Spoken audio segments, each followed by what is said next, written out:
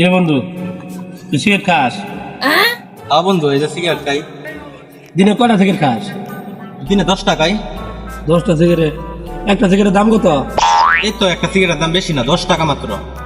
তার মানে তুই দিনে 100টা সিগারেট খাস, বছরে 36,500।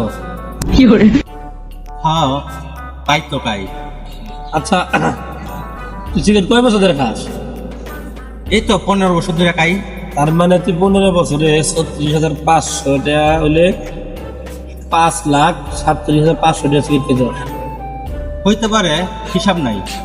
আচ্ছা বন্ধু, তুই 15 বছরে 5,37,500 টাকা সিগারেট খাইছ। এই সিগারেটটা তুই না খাইতি তোর 5,37,000 টাকা জমতো।